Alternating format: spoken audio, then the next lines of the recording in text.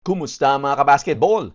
Usap-usapan ngayon ang pagkakapili ni Bronny James bilang 55th overall pick sa second round ng 2024 NBA Draft. Marami ang sumusuporta at marami din ang bumabatikos. Pero alam niyo ba na maraming second rounders ang naging stars sa NBA? Sino ang pinakamahusay na second round pick sa kasaysayan ng NBA? Heto ang listahan ng mga pwedeng gawing inspirasyon nitong si Bronny James. Narito ang 10 pinakamahuhusay na second round picks in NBA history. Unahin natin itong si Chris Middleton. Meron siyang career stats na 16.9 points per game, 3.9 assists, 4.8 rebounds at 1.2 steals per game. Meron pang 55.0 win shares.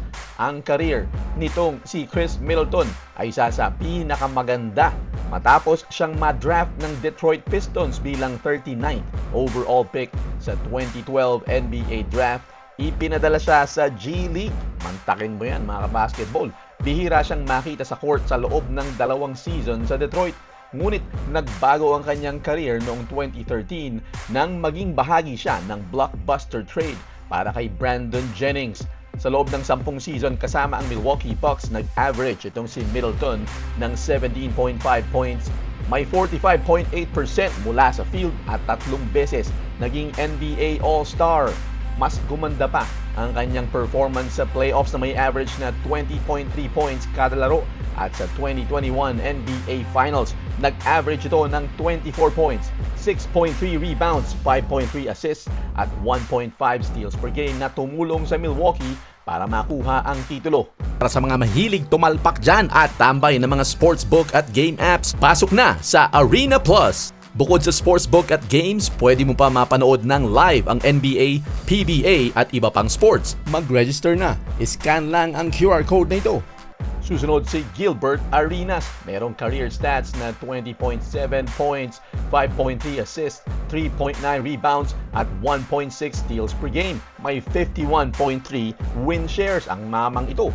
Ang prime years ni Arenas ay kahanga-hanga din matapos siyang ma-draft ng Golden State Warriors bilang 31st pick overall. Sa 2001 NBA Draft, ipinakita niya agad ang kanyang potensyal. Sa kanyang ikalawang season, nag-average siya ng 18.3 points at 6.3 assists kada laro.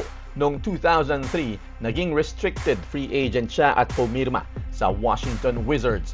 Mula 2004 hanggang 2010, nag-average siya ng 25.5 points kada laro, 5.7 assists at 1.8 steals. 3 beses siyang naging NBA All-Star at 3 beses din naging bahagi ng All-NBA team bago mag-2007. Si Paul Millsap ang kasunod, may career stats na 13.4 points per game, 7.1 rebounds, 2.2 assists, 1.2 steals, 1 blocks per game at 95.4 win shares. Pinili siya ng Utah Jazz bilang 47th pick sa 2006 NBA Draft.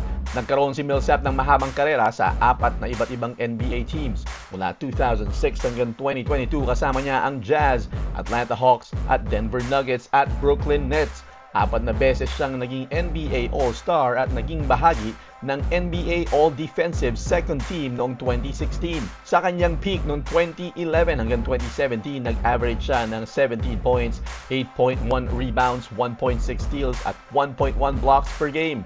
Nakakalungkot lang na hindi siya nanalo ng championship ring. Susunod si Maurice Cheeks. Meron siyang career stats na 11.1 points per game, 6.7 assists, 2.8 rebounds, 2.1 steals at 103.5 win shares. Napansin ng Philadelphia 76ers si Maurice Cheeks bilang isang promising prospect mula sa West Texas A&M sa 1978 NBA Draft. Pinili siya bilang 36th overall pick. Mahigit isang dekada siyang naglaro para sa Sixers na may kabuuang 12,195 points, 7,392 assists at 2,310 steals. Beses siyang naging NBA All-Star at 5 beses naging bahagi ng NBA All-Defensive Team. Napakagaling niya kaya hindi na nag-atubili ang 76ers na iretiro ang kanyang number 10 jersey. Susunod si Toni Kukoc. Ang kanyang career stats, 11.6 points, 4.2 rebounds, 3.7 assists, 1 steals per game, 59.6 win shares. Ang Chicago Bulls ay may mahusay na track record sa pagkuha ng mga magagaling na second rounders sa kasaysayan ng NBA. Si Tony Kukoc ay pinili bilang 29th overall pick, round 2, second overall sa 1990 NBA draft ng Chicago Bulls. Pagdating niya mula sa Italy, agad siyang naging mahalagang bahagi ng rotation ng Chicago. Mula 1994 hanggang 2000, nag-average siya ng 14 points, 4.8 rebounds at 4.2 assists per game. Nanalo siya ng NBA 6th Man of the Year noong 1996 at naging clutch sa ilang malalaking playoff series para sa Bulls na nagbigay sa kanya ng 3 championship rings. Susunod naman itong si Marc Gasol. Ang kanyang career stats, 14 points, 7.4 rebounds, 3.4 assists, 1.4 blocks at meron pang 85.3 win shares. Ang Los Angeles Lakers ang orihinal na nag-draft dito kay Marc Gasol bilang 48th overall pick sa 2007 NBA draft.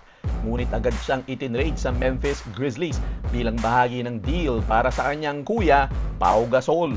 Sa Memphis, 3 beses siyang naging NBA All-Star, nanalo ng NBA Defensive Player of the Year 2013 yun at 2 beses naging bahagi ng All-NBA selections. Isa na siya sa pinakamahusay na second round picks sa kasaysayan ng NBA kahit wala pang championship. Ngunit naging mahalaga siyang bahagi ng Toronto Raptors nang manalo sila ng titulo noong 2019 kasama si Kawhi Leonard. Susunod si Draymond Green. Ang kanyang career stats, 8.7 points, 6.9 rebounds, 5.6 assists, 58.6 win shares. Ang isa sa mga legends ng Golden State Warriors na si Draymond Green ay maaring walang mga statistics na maipagmamalaki bilang pinakamahusay na second round pick. Ngunit ang kanyang 4 na beses na pagiging NBA champion ay nagpakita ng kanyang kahalagahan sa labas ng mga numerong iyan. 8 beses siyang naging bahagi ng NBA All-Defensive Team sa kanyang career kahit na sa kanyang 30s. Na-draft itong si Draymond Green bilang 35th overall pick sa 2012 NBA draft ng Warriors na umaasa na magiging role player siya. Naging mahalagang facilitator siya sa court, nagbigay ng mahusay na rebounding at palaging mahusay ang kanyang depensa sa NBA playoffs.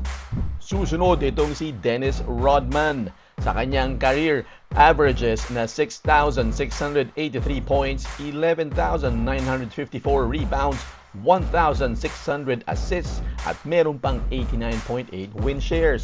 Hindi lang bilang isa si Dennis Rodman sa pinakamahusay na second round picks sa kasaysayan ng NBA, kundi isa rin siya sa pinaka-memorable na personalidad sa kasaysayan ng sports.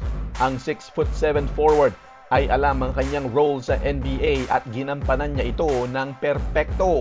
7 beses siyang naging bahagi ng NBA All-Defensive First Team. 2 beses na tinanghal na NBA Defensive Player of the Year. 7 magkakasunod na season na pinangunahan ang liga sa rebounding at 5 beses na naging NBA champion. Lahat ng ito para sa isang player na dinraft bilang 27th overall pick, round 2. Pangatlo overall dun sa round na yun.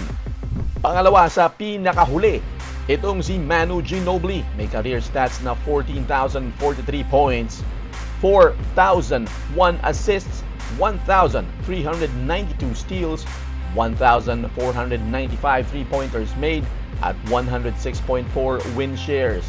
Nang madraft ng San Antonio Spurs, itong si Manu Ginobili bilang 57th overall pick sa 1999 NBA draft, maging ang ilan sa mga all-time greats ay nagdududa kung ano ang kanyang gagawin. Si Tim Duncan ay walang ideya kung sino itong si Ginobili at sa simula ay nagdududa kung makakatulong nga ba siya sa San Antonio. At si Greg Popovich naman ay palagi nagkakaroon ng hindi pakikipagkaintindihan dito kay Ginobili.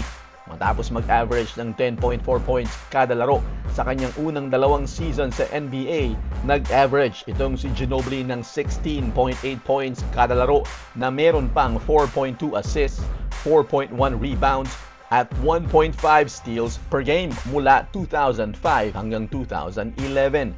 4 na beses siyang naging NBA champion na may 2 NBA All-Star appearances, isang 6th Man of the Year award, at kanyang number 20 jersey ay niretiro na ng San Antonio. At ang nasa ibabaw ng listahang ito, walang iba kundi si Joker Nikola Jokic. Ang kanyang career stats, 20.7 points per game, 10.6 rebounds per game, 6.8 assists per game, 1.2 steals per game, at meron pang 104.6 win shares. Si Nikola Jokic ay na-draft bilang 41st overall pick sa 2014 NBA Draft at naging isa sa pinakamahusay na sentro sa kasaysayan ng liga. Sa edad na 28, isa na siyang NBA champion at 3 beses nang naging NBA MVP sa huling 4 na taon. Nagsisimula pa lang tayong makita ang kanyang kakayahan sa court. Ang 2023 NBA Finals MVP ay malapit nang maabot ang marka ni Ginobili para sa pinakamaraming win shares ng isang second round pick at dinala niya ang kanyang koponan sa isang championship. Si Jokic ang pinakamahusay na passing big man all time at sa pagtatapos ng kanyang karera, lalo pa niyang patutunayan na siya ang pinakamahusay na second round pick kailanman at isa sa pinakamahusay na sentro sa kasaysayan ng basketball. Ayan mga kabasketball, ang mga pwedeng tularan nitong si Bronny James na magsisimula pa lang ang kanyang karera. Sa mga mahilig tumalpak dyan, pasok na sa Arena Plus. Lahat ng paborito mong sports nandito sa Arena Plus. Para mag-register, iscan lang ang QR code. At may bonus na 850 pesos para sa first-time users. Pwede mong ilaro sa sports o iba't ibang klaseng games sa loob ng Arena Plus. At ang maganda dyan ay pwede kang makapanood ng paborito mong sports kasama ang NBA at PBA sa loob ng app basta meron ka lang account. Kaya pasok na sa Arena Plus, iscan lang ang QR code. Mag-iwan ng comment, click like, share, and subscribe. This is iSport Zone.